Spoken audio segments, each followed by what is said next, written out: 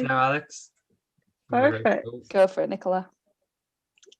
So tonight, hi everybody. Tonight, myself and Damien are delighted to be joined by Ewan, Emma, Ross and Nicola from Collective Architecture. So Collective are an employee-owned practice, which I believe, oh, I've got a bit of sound replay there. Sorry about that. Here we go. So I believe they're going to tell us a bit more about the range of projects, and as well they've been awarded many times, including AJ's Architect of the Year in 2018. So I'll pass over to Nicola now.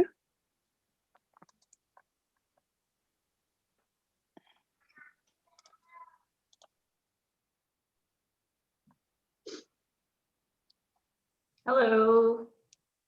Thank you for inviting us along today. We're from Collective Architecture.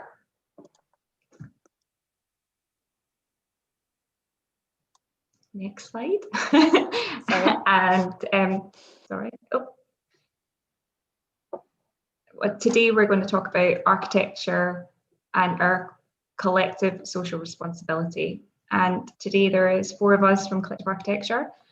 My name's Nicola. My practice is mainly based on place-based design, working with communities with a particular focus on intergenerational living.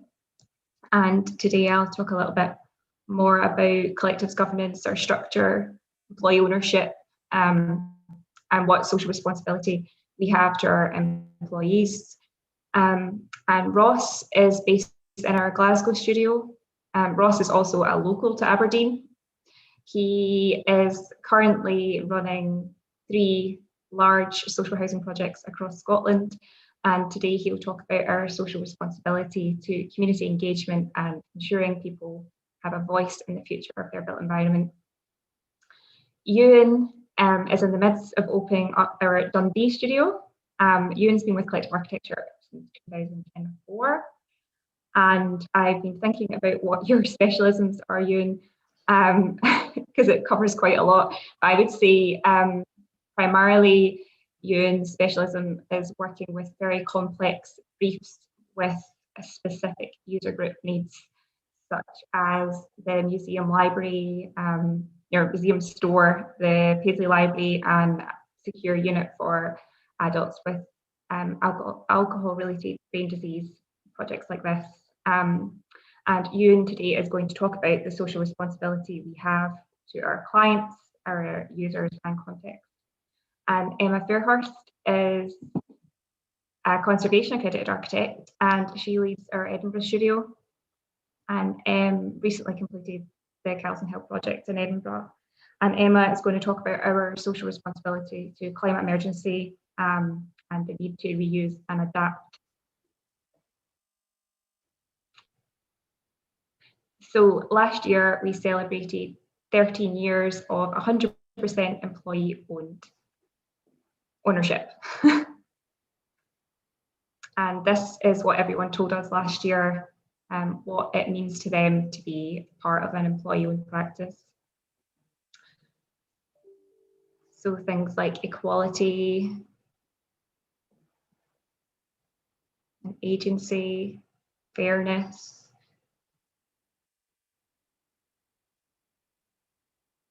togetherness, flexibility, and the best one there is supercalifragilistic. Next slide.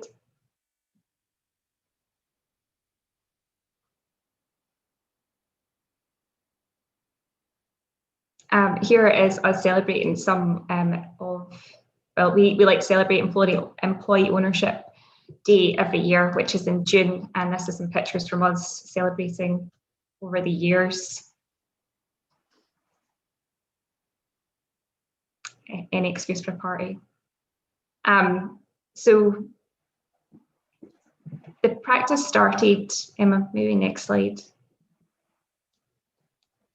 Yeah, so the practice has been going for the past 24 years, starting as Christchurch Architects in 1997.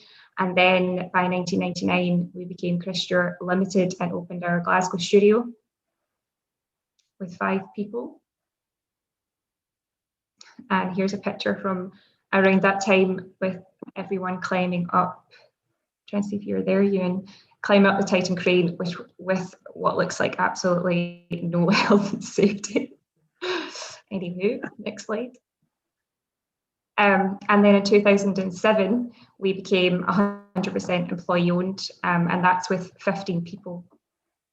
And all of our founding members, next slide, that's us signing over Christchurch Architects to Collective Architecture.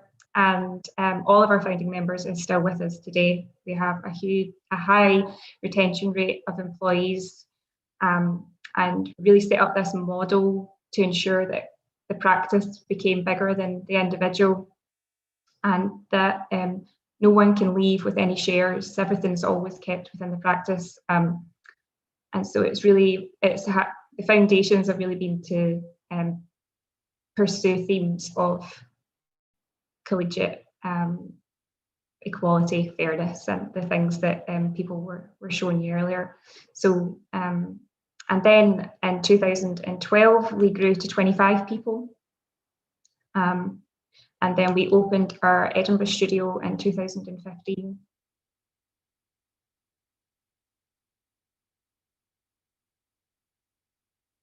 Sorry, there's a delay here. That's us opening our tiny little studio in the salmon shop. We've since moved from them, but it was a very exciting time for our practice. Next slide.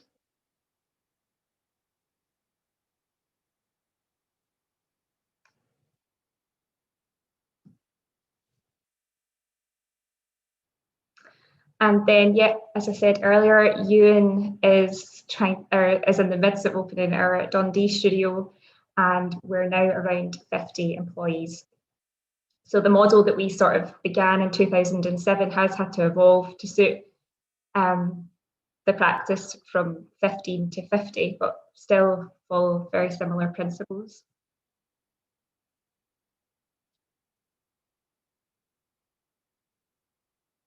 So, and this was us in 2018 celebrating becoming the AJ's Architect of the Year, which was a real big deal for us.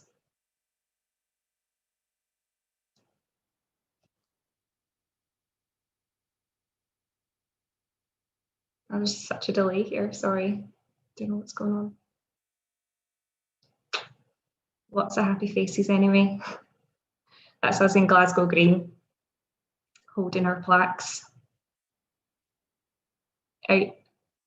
And so obviously since the pandemic, we've now got 50 remote studios all across, well, actually, to be honest, we're largely in the Central Belt, but we do have some people in the Highlands and Islands, and also one of our members of staff is in Kuala Lumpur now, about to start a night shift, so I'm told.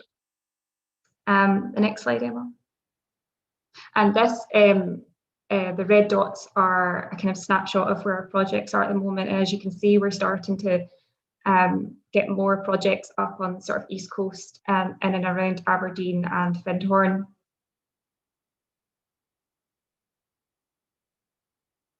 And so that's us, practice of 50 or around 50. We have 5 directors, and 2 of those are employee elected directors. I'll talk a little bit about that later.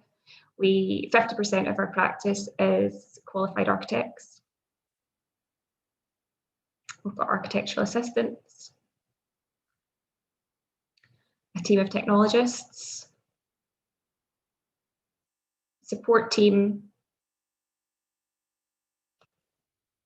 and the way we sort of have evolved and operate is into a series of teams.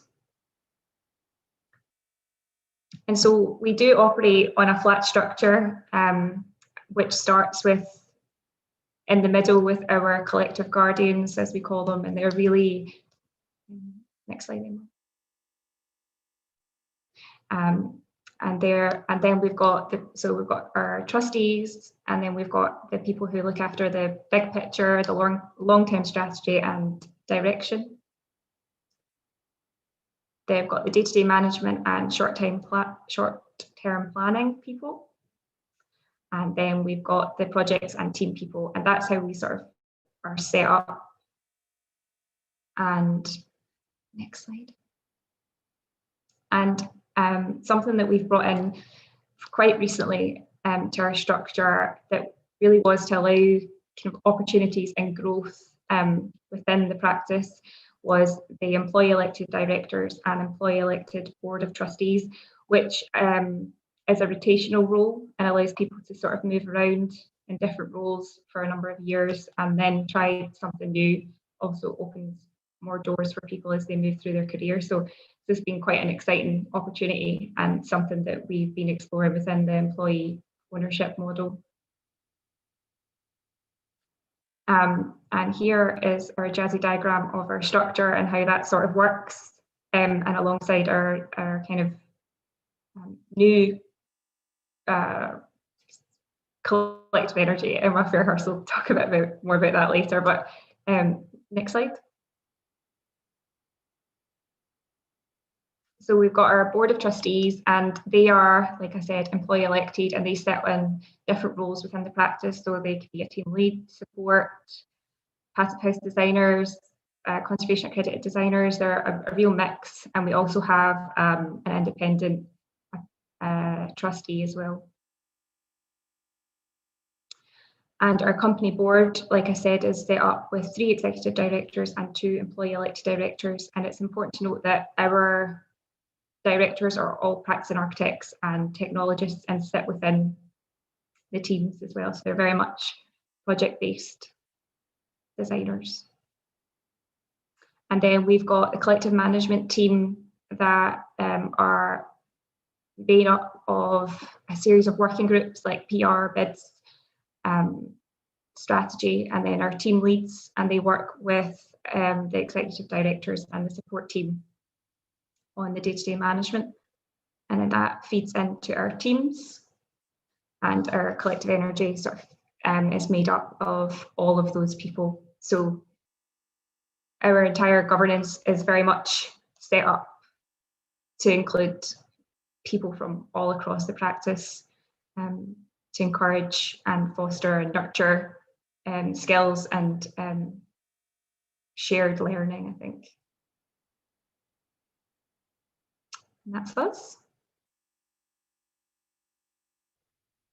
Employee ownership also allows us to sort of find a balance, and our governance, I suppose, as well, between the sort of collective and the individual, and these sort of large and small, serious and playful. These are the types of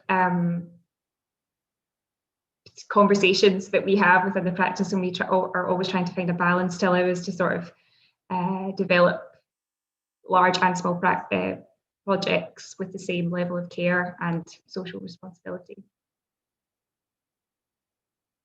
And these are just some of sort of benefits that we've been developing as a practice that are very unique to us. And I mean, I should say it is a unique model to be 100% employee owned.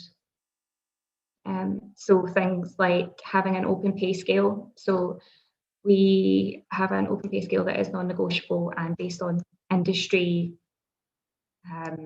guidelines, and it's very much based on your qualification and when you got that. We have creative freedom. We've got lots of flexibilities within our day-to-day jobs. We've got working groups that allow people from all across the practice to develop and have growth opportunities. We've got enhanced parental leave, mental health support, and the rotational governance structure that ensures that people can continue to develop within a practice that's got such a high retention rate, which is our biggest challenge.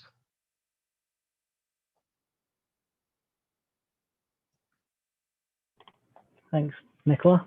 That's a good overview of how we behave with each other. I'm going to look at our social responsibility and our approach to community engagement. So when Collective Architecture was formed in 2007, it was done so on the principles of participation and sustainability being at the core of what we do and who we are. And the best part of 13, 14 years on from 2007, they remain kind of fundamental to how we approach architecture and what we do out with our office.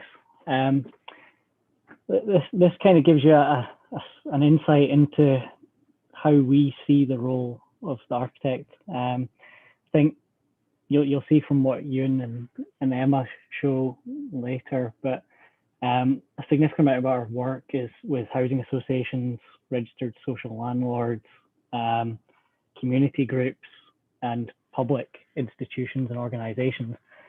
So they're obviously organizations that have a distinct social responsibility themselves and are very engaged in their communities that they exist and operate within. And when we approach new projects, we do so in a very collaborative and open manner with our clients. We feel that people that inhabit our buildings or use our buildings and the places that we make are fundamental to their success. And the idea of sustainability is something that you don't get if you kind of impose ideas on people. So what we do is we go out and we listen to people, and we do that in a number of ways. Go to the next slide, Emma.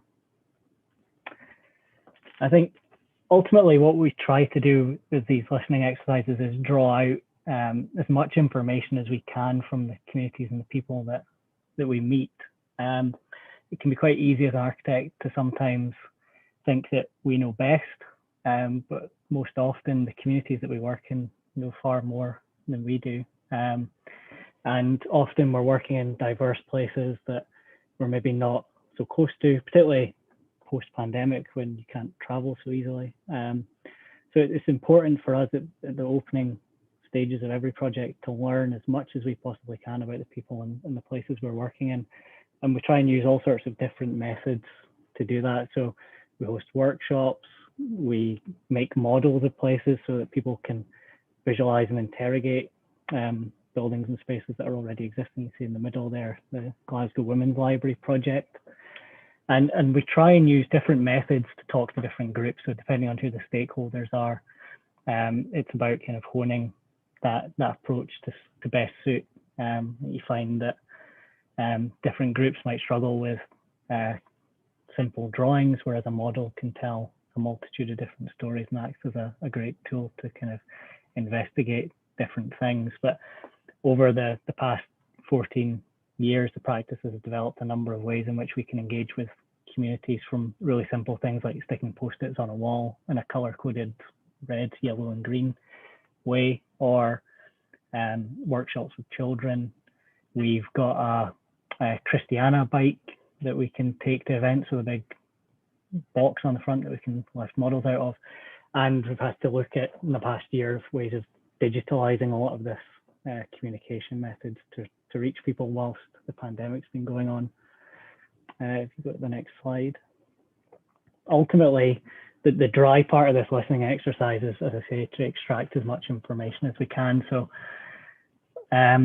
it can be as simple as a feedback form at a community consultation event. This is the dry way that you can look at the kind of fun stuff that we had in the previous slide.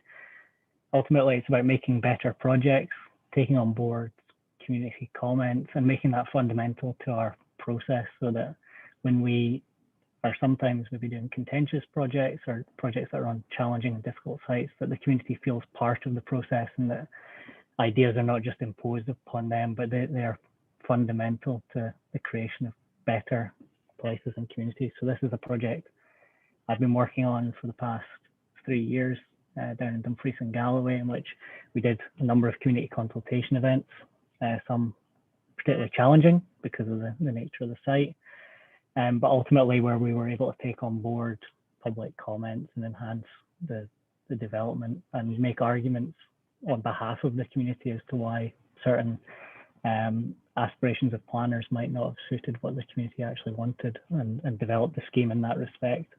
You go to the next slide. That process leads to being on site, building buildings, making better places, and that's ultimately the fruits of that labor. Go to the next slide.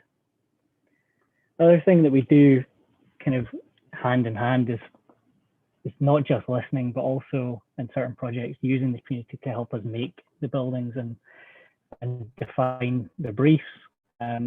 These images are all from a project that we did a couple of years ago working with Springburn Winter Gardens Trust. Springburn Winter Gardens in the north of Glasgow is a building that's fallen into significant state of disrepair, but could be a catalyst for significant change in a deprived part of the city. And what was kind of important about this project was that the community in that part of Glasgow can sometimes feel a little bit left behind and cut out of decision making. And for us, it was important that we engage with them in the early stages because they had a group of trustees who had an aspiration to bring the building back to life, but not necessarily an idea of what that building would be used for. They knew it wasn't sustainable to be used as a greenhouse again, but weren't sure of the community uses. So we embarked on a very quick fire funding deadline imposed set of consultations that tried to reach out to as many people in a sort of 3-month period as we could. And that allowed the community to feed into the actual briefing process. And we developed a series of proposals that met some of those aspirations and drew out the ideas that the community had that would ultimately lead to something that was a sustainable building model and a sustainable building. And we did that through hosting events with key stakeholder groups and even setting ourselves up in the local shopping mall in a disused shop and taking it over for the day and capturing all those passing trade of people that had stories to tell us that we would have missed out on if we hadn't engaged them in the process. And that's all part of making the brief and making the building. You got that slide.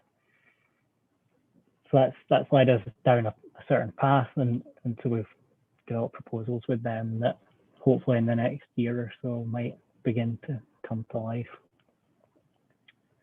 Next slide. The other part of our kind of social responsibility and community engagement is actually being engaged ourselves.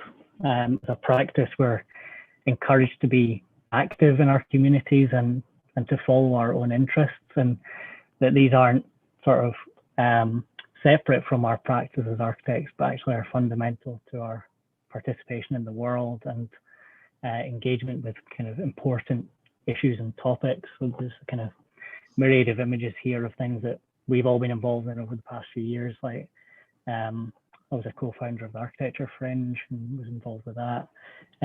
Chris, our director, is heavily involved in CEDA and the circular economy movement. Nicola and Emma have both been involved in the Voices of Experience project. Nicola is one of the leads on that, which brings to the fore women in architecture who had sometimes been overlooked and forgotten. But all of these things are kind of important to us in kind of furthering our own practice and interests, and can ultimately lead to new projects and new jobs. But that's not the driver. The driver is that we are active participants in the society that we're trying to shape. My name is Evie. I'm 9 and I'm from Fort. Sorry, Ross, did you want to introduce that? I'll do an introduction. I kind of jumped in there. It started before I meant it to. Go on. The big part of all of this, I think, for all of us, and Nicola and I were watching this video this afternoon, is that the most rewarding aspect of all of this isn't necessarily that we get to build buildings, which Ewan's going to show you some of the work, and so is Emma, that we've built, which is immensely rewarding. But the process in getting there can be equally so, and for us that's really important. This is a project that Nicola was involved in with the Scottish Government and Edinburgh University last year, which looked by travelling around Scotland at the aspirations of people in Scotland for housing to 2040, and through that they recorded some of the kids and communities they spoke with about what their aspirations were. And I think there's a set of these videos, and this video kind of exemplifies the importance of talking to people, getting out into communities, and making that fundamental to our architectural practice. My name is Evie. I'm 9 and I'm from Fort William.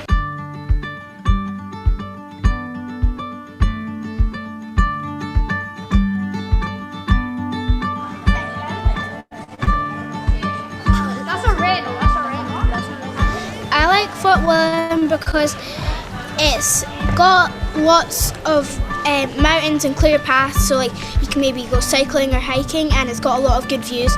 And I don't really especially like how it rains all the time.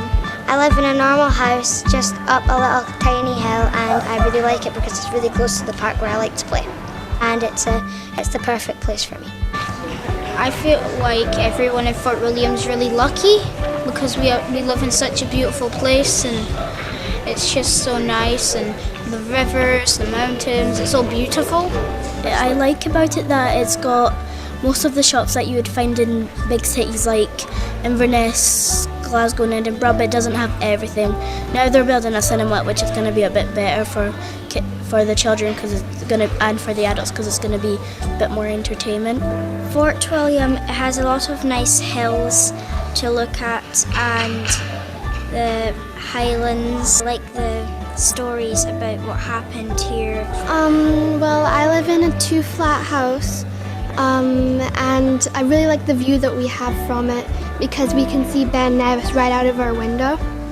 The word home means to me like laziness, spending time with my family, and just having great memories with my family.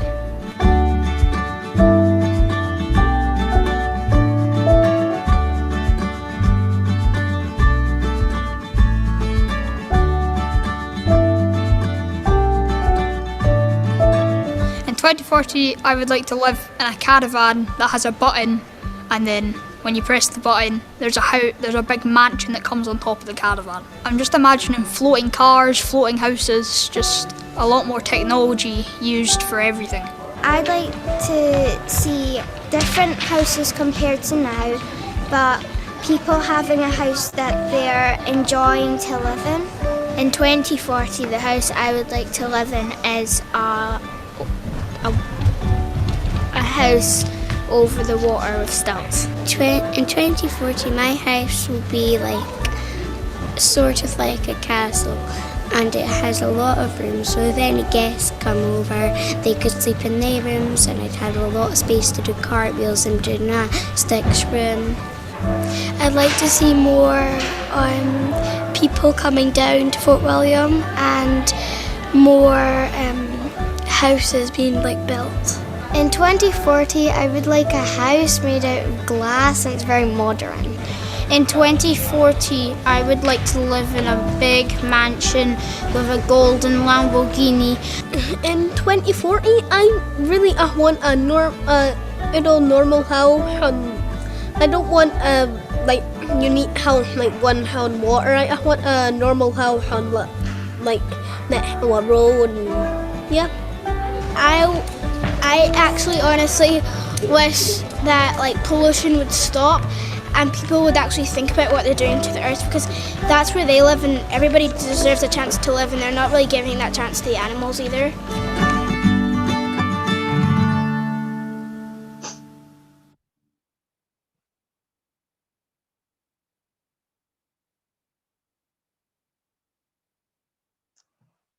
Okay. Thank you, Ross. We should say, sorry, Ewan, that those films were made by Chris Leslie Productions. If you want to see the rest of them, credit to Chris. So yeah, I'm going to talk about social responsibility more in relation to context and specific users, and also kind of meeting clients' aspirations. And I'm going to focus on 3 projects in the northeast of Scotland that we've kind of been working on recently, and they're all kind of round about planning stage, so pre-construction. Next slide. So the first one I'm going to talk about is Bilbo Hall on Elgin, which is a social housing development on the rural edge of Elgin, which comprises about 200 units. The client group is a consortium of Moray Council and Grampian Housing Association. And really, social responsibility really is to create excellent homes for future occupants, and also ensure that the local residents enjoy the scheme, comfortable with it, and it doesn't affect them in any adverse way. And it's interesting in relation to what Ross has just talked about. There's a challenge here in that this is entirely new development, so there is no actual existing users to consult with other than the people in the surrounding area. So we have to proceed on the basis of analysis and aspirations. So this is kind of the context, southwest edge of Elgin, and you can see it's a really beautiful kind of rural site. So it's a chance to do something that is very well considered in terms of place and context, when what would often happen in these situations, and I think the northeast of Scotland has a high prevalence of speculative house builder sort of developments on the edge of towns, which kind of really destroy a little bit the character of the settlements in which they surround. So this is a chance for us to try and approach this situation in a different type of way. Next, please. So the site has an existing master plan which was adopted by the council, but there was an opportunity to review this and to sort of reinterpret it along the lines that makes it much more pedestrian friendly, with a strong emphasis on green pedestrian spines, a network of paths which lace through the development and surrounding woodland. And I think really the client, was very ambitious for this site, and interestingly as well, that the roads department, planning department in this area are very aspirational, very good local development plan, and really support this type of work, which is often quite hard to do in terms of making pedestrian priority streets, home zones, and these type of developments. So yep, we're kind of really reflecting as well their ambitions in this project. Next, please. So the kind of looking at local types of housing and the way that they're arranged on the vernacular sort of streets, we've kind of played with rotation of simple house type forms to create frontages onto public areas, frontages onto streets, and create a kind of variety in the streetscape by rotation while keeping the forms of the housing quite simple. Next. And there's also responsibility in this type of work with regards to social housing, which is eventually kind of social rent, and that the funding for this is very limited. So the actual housing forms need to be, quite well engineered and simple and tight. So in this case, we've kept a simple, lovely form with a distinctive pitched roof. We've taken colours and materials from the local vernacular, and we're applying the materials in different combinations to different areas of the site. So each neighbourhood's got its own distinct sort of character zone. Next, please. And another fascinating move in the site is that the local authority are keen to see people with special particular needs, such as people with autism and learning disabilities, actually be housed within new developments and be very much part of communities. So there is quite a sort of structured care facility which houses people with quite severe needs and high dependency. But there's also these really interesting bungalows which have facilities that staff can come in and stay overnight and assist the residents actually living independently. And this also relates to design of houses and creating kind of secure, protected places full of natural light, range of spaces, and quite instinctive, intuitive layouts. Next, please.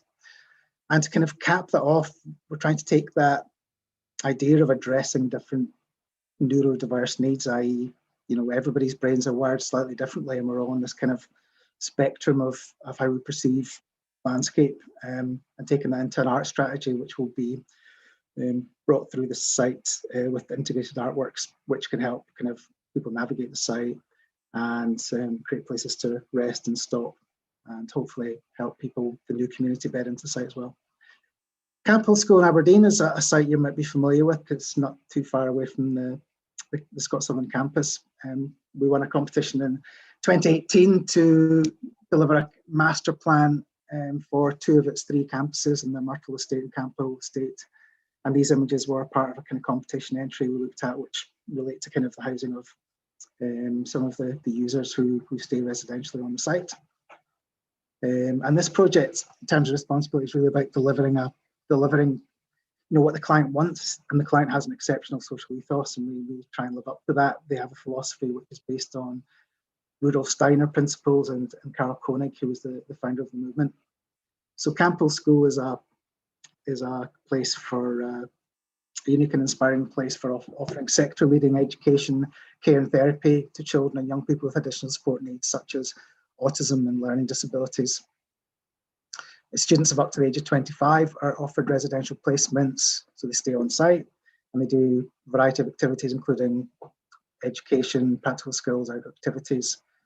So the brief for this site was to analyse it and try and kind of rationalise its service, come up with key buildings which would allow them to deliver their service as best they can. Next, please. So it started with kind of a strong kind of mapping of both estates, which helped us establish a knowledge base of existing anticipated needs and a deeper understanding of how the estates have developed over time.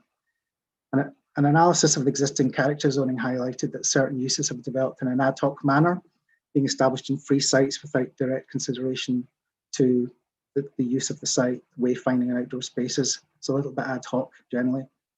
Next, please. So avoiding a radical overhaul, the kind of site, we kind of restructured the site to bring a kind of greater clarity, a little bit more intuitive sort of navigation. So try to cluster residential zones, live zones, learning zones, outdoor zones, and public zones, to basically sort of strengthen the kind of intuitive character of each area and make it function a lot better. And throughout the project, there's been a sort of collaborative approach, working with and learning with people who live, work and visit Myrtle and Campbell estates, working with sketch models, hand drawings, site models, maps, images, material samples over the course of the project to explore ideas and gather opinions. And early kind of studies were followed by more specific workshops on themes of being alone, being together, and mapping daily journeys. So design approach has really been to create a sense of home within kind of smaller clustered sort of dwellings, which create a kind of sense of security and slightly blur the boundaries between the indoors and outdoor landscape. Next. And as part of the study, we've kind of created a series of design principles that will then sort of steer the next stages of the project. Next. And to conclude on this one, this is just a visual of the type of architecture and spaces that will be created. And there is kind of sheep that roam freely, I believe, through the site, and they will continue to do so, which is really lovely. So the feasibility stage has been completed, and hopefully some initial phase of the development will start occurring in the next sort of few years. So just to sum up on Scottish Sculpture Workshop, this is a unique sort of sculptural facility which provides kind of foundries, workshops, metal workshops, stone carving facilities, and it's brought together in quite a unique way with supported technicians. It does residency programs. It brings people from all around the world to work in this lovely rural location. And it recently celebrated its 40th birthday. And next, please. And what we kind of learned was that it previously been a feasibility study for this project, and it didn't work for the client because it focused a little bit too much on being public facing. It tried to introduce a cafe, and it wasn't really what the client was looking for. So we were aware that we really had to work very closely with the client, really understand what they're after. So we did quite a few diagrams, understanding the sequence of the processes, which spaces they occupied. We got the technicians to do spreadsheets explaining in detail every aspect of the process and the spatial requirements for that. We did that for the casting process and also the ceramic processes which occur on the site. So that allowed us to, next slide, come up with a solution which we feel was really kind of client-led, because it's very much kind of developed through sketching with the technicians that work there, and thinking of a sequence of arrangement of spaces that would really kind of work more linear, in a more linear manner in terms of the steps from modelling to putting a plaster cast around your mould, to then putting wax into that, which then gets melted out, which then goes into the foundry, and bronze is cast into that. And the end result had a separate yard which was the messy, noisy yard, and then a more clean sort of courtyard where the artists and residency artists would hang out and relax. And the material palette was quite sensitively sort of handled. It isn't a building that wants to sort of jump out in its location. It's sensitively nuzzled in, something that can be quite rough and ready in areas and adaptable by the client, and meet their needs. So we're now at a stage when funding is currently being sought to move to the construction phase. And that's me. Okay, thanks.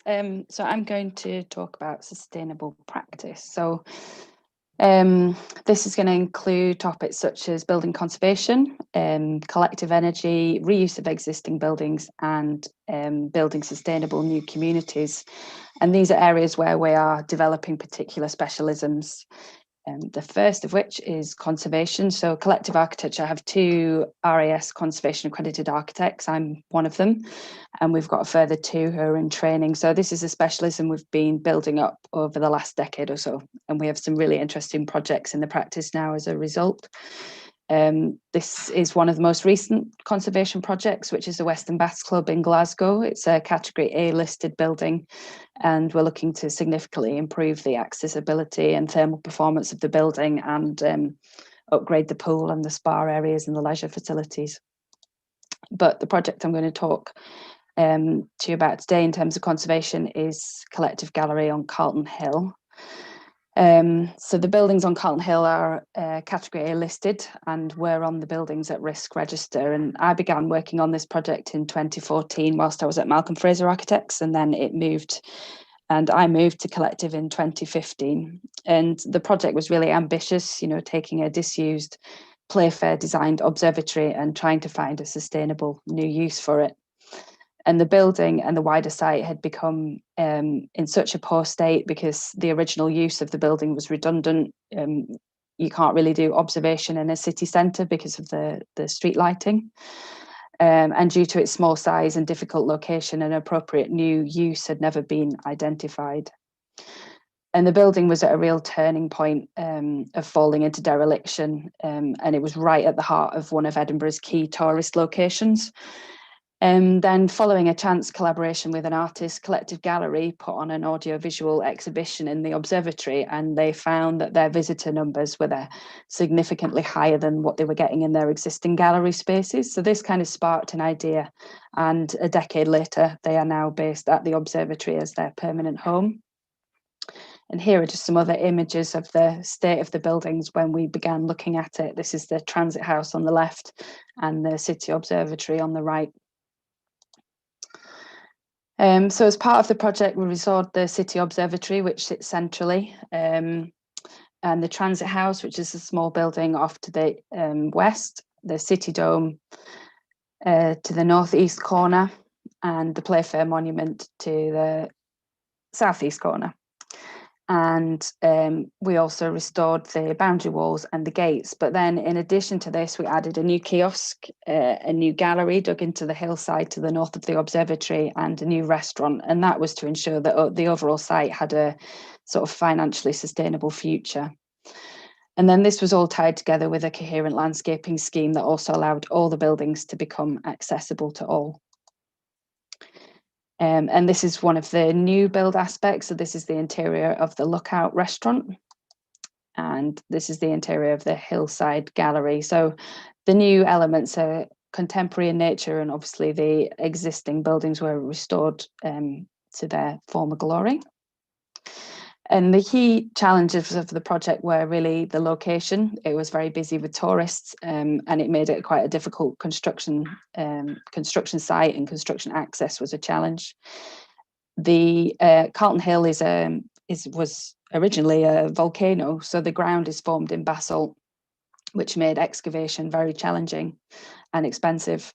The category A listing and strict funding requirements meant use of traditional materials and details to restore the existing building were needed, and that required very careful balancing of budgets. And the condition of the building was deteriorating really quickly, and due to the exposed location was exacerbating water ingress, and this resulted in extensive rot being uncovered and needing repair.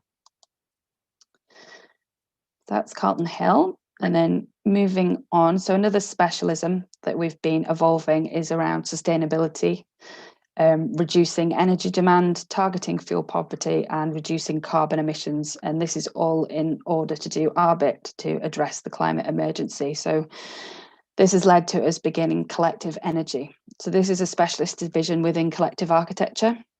We established it last year, and it offers key services and advice around how to make buildings, places, processes and communities more sustainable and effective. And we work with others to develop methods and ideas of how to be climate neutral or more socially sustainable. And this includes things like meeting the necessary drive to net zero carbon, developing circular models, reducing energy demands, and taking fabric first approaches. And the main services we provide through Collective Energy are passive house design services. So we've now got 7 qualified passive house designers in the practice who support all the teams. We've got 2 circular economy advisors in the practice who help embed circular economy principles into our projects. And in terms of building performance services, the Collective Energy team help to assess existing buildings and site performance and advise how best to reach or exceed compliance. And then another key direction the practice is heading in is retrofit and refurbishment projects. So we're really championing the cause that reusing existing is often the most sustainable approach. We're leading the way in demonstrating how well often overlooked,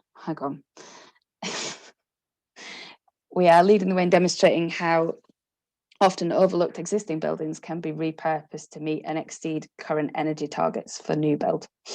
There's also a huge benefit of the embodied carbon in existing buildings being retained rather than additional energy being used to demolish and rebuild again.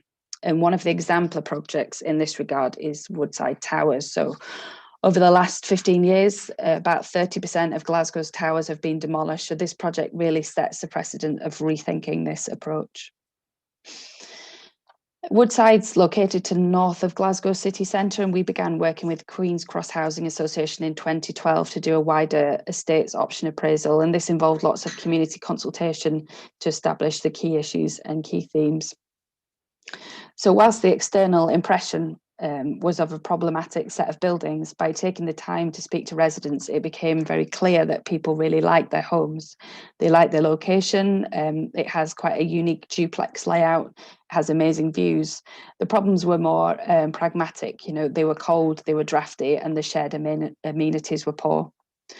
And this helped us set an aspirational vision for the towers and the surrounding areas, and we developed a route map to address the key priorities that could be delivered in fundable stages. And so far, energy efficiency and increasing resident comfort and reducing fuel poverty has been the key priority. So the towers have now been upgraded to Passive House ENERPHit standard. So a typical tower upgrade with some external insulation and double glazing and upgraded services would see an improvement of around 20% in energy reduction. Whereas at Woodside, we have targeted an 80% energy improvement.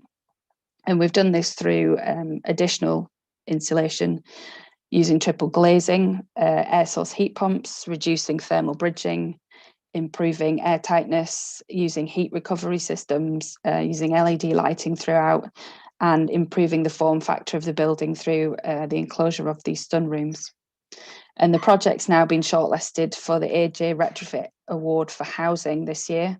And that really recognises the advances this project is making and championing retrofit over demolition to help address the climate emergency.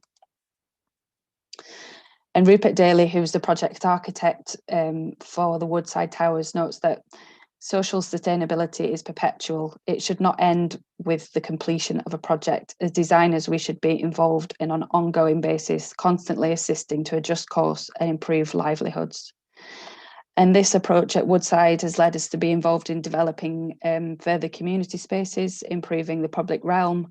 We're involved in providing new growing spaces for the community, and we've been championing the formation of links into the active travel network. And so some of these key themes around design to enable sustainability's communities leads us on to the work we've been doing at Granton Waterfront. So in 2020, Collective Architecture, in association with Studio for New Realities in Rotterdam, have developed a strategic plan and development framework for Granton waterfront. Granton is at the heart of Edinburgh's waterfront, 3 miles north of the city centre and on the shores of the Firth of Forth. It sits central to a chain of coastal communities and stretches from Cramond in the west along to Granton Harbour in the east. And the site is pretty huge. It's around 200 acres of open green space and parkland, and around 50 hectares of former industrial land. So transforming Granton holds the potential to reconnect the city to the water and build on wider ongoing regeneration projects to transform Edinburgh into a unique coastal city.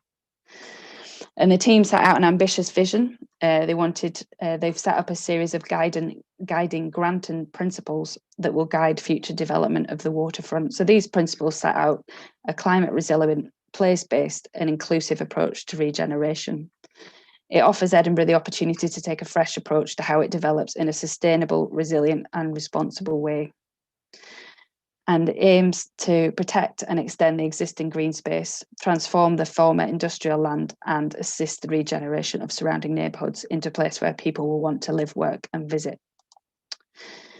And then this project has ensured that placemaking and creating an area that reflects the needs of local communities and the wider city are at the heart of the framework. And I'll finish with this quote, which is at the heart of so much of what we do. During the course of a building preservation project, not just the stonework and the roof gets repaired, but also the people's hope, purpose, identity, community spirit, optimism, and courage to take control of their own future. So thank you everyone for engaging with our presentation this evening, and I would like to invite any questions to Ewan, Ross, Nicola, and I. That was fantastic. Thank you, everyone.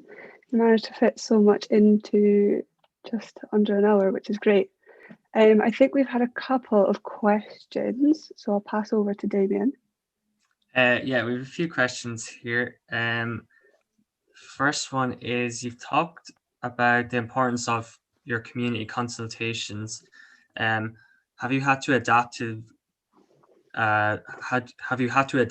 those consultations due to the current COVID situation?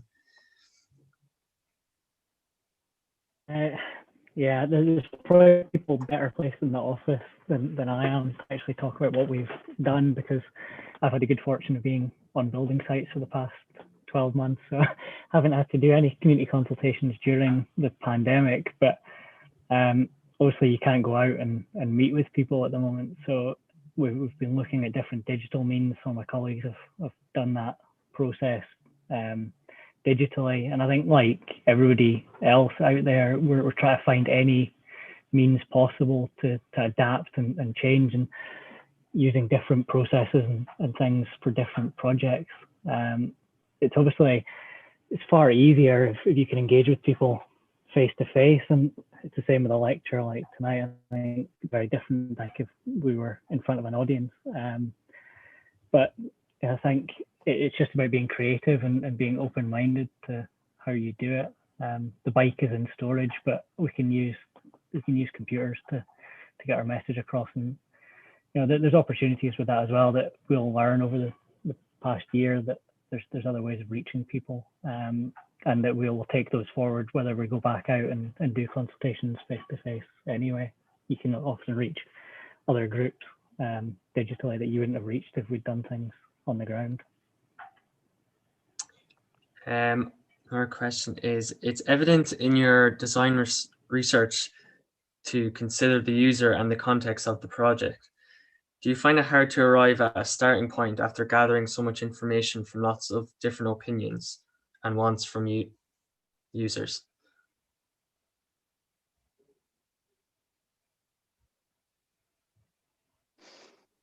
Well, I mean, yeah, I don't know. I guess you come to every project with a kind of set of your own. You do have your own agenda too, so you do have.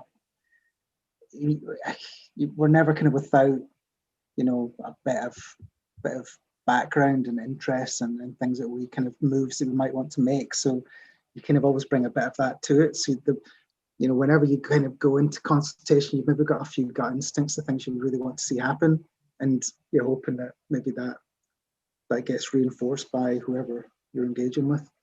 But I can generally find the more you analyze, the more different kind of layers of analysis you do, and the more you kind of overlap, then generally the kind of logic starts arising out of that sort of process. And I kind of think the better the analysis, the better the result generally.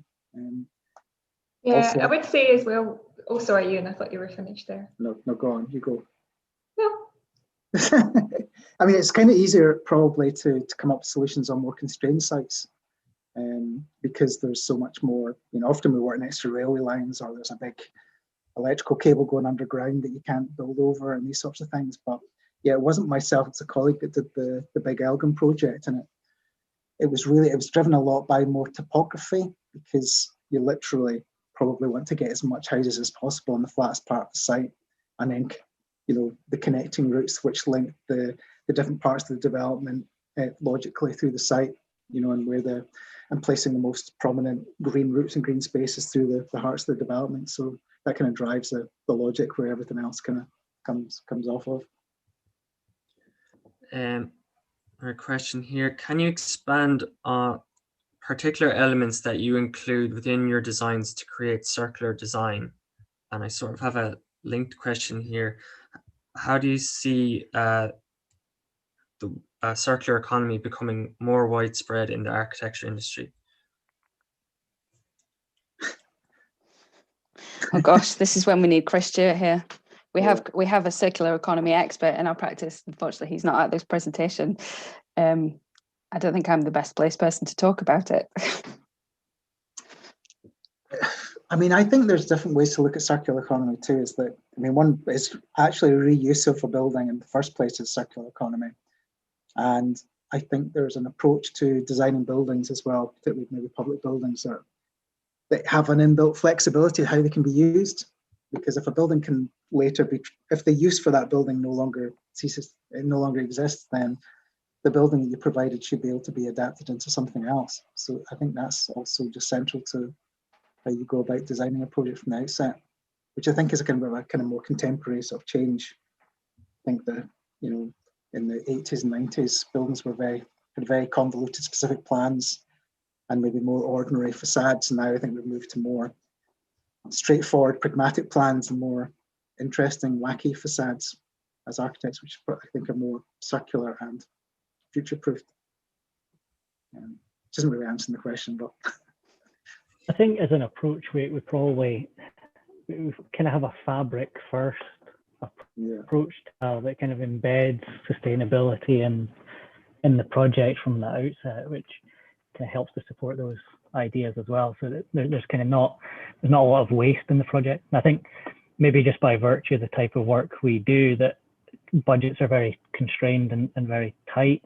So we have to be more creative about every aspect of what we do, and material and waste and all those things tie kind of closely into that as well. Yeah, I think the community consultation is key, because the buildings that last the longest are the ones that are loved the most. I think that's how kind of Chris Stewart also sort of tackled it, is that, by making sure you kind of get it right, it means things are going to hopefully last the test of time and not make the mistakes of the past. I have a last question here. From your work with local councils, do you think there's enough being done to tackle the climate emergency at the moment? I mean, Ross maybe knows more than me, but Glasgow's quite leading in terms of setting really high standards, which are much beyond the building regulations. And our client in Moray Council is very keen that they try and fund passive house, so basically pretty much carbon neutral dwellings for that's a housing project I talked about.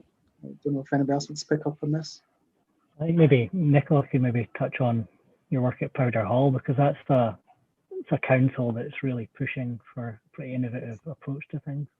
Yeah, the City of Edinburgh Council are a really ambitious client, and they are pushing net zero carbon, and they are, taking notice to, rising levels of our aging population and rising levels of loneliness, and testing new living opportunities, and asking us to do that. We're also testing live work pilot projects for live work units within social housing, which is a really challenging thing to do, but at least they're sort of leading from the front on that.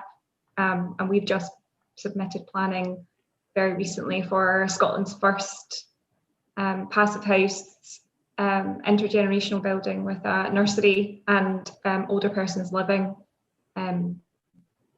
combined in one roof. And it's not a care home, as Urban Realm have just told everyone it is. It's independent living for 55 and above. Good old Urban Realm, eh?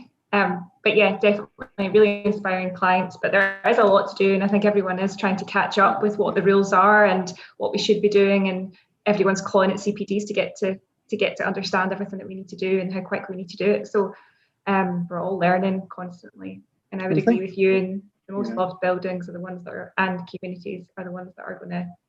I think clients are generally very keen, but I had an interesting conversation with a housing association client earlier that only 1% of Glasgow housing developments in the last 3 or 4 years have met the actual funding targets.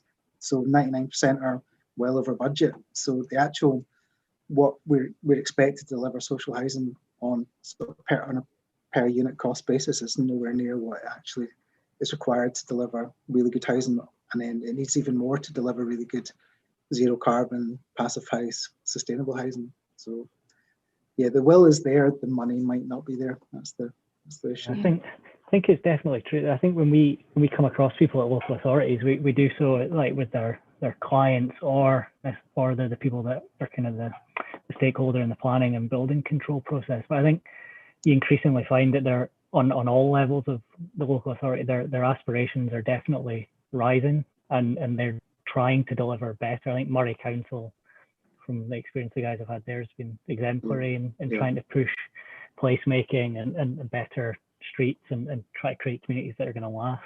But I think across the board, whatever local authorities we've been working in, we tend to find that they are pretty visionary and open to doing things quite aspirationally. Perfect. Well, thank you. I think that's a good topic to end on there. I think that's all of our questions as well. So yeah, again, a big thank you to you guys for joining us this week. I hope you enjoyed it, and I hope everyone else watching enjoyed it too. And we'll hopefully be in touch and speak to you guys soon. Okay, great. Thank you. Thanks very much. Thanks. See you later. Bye.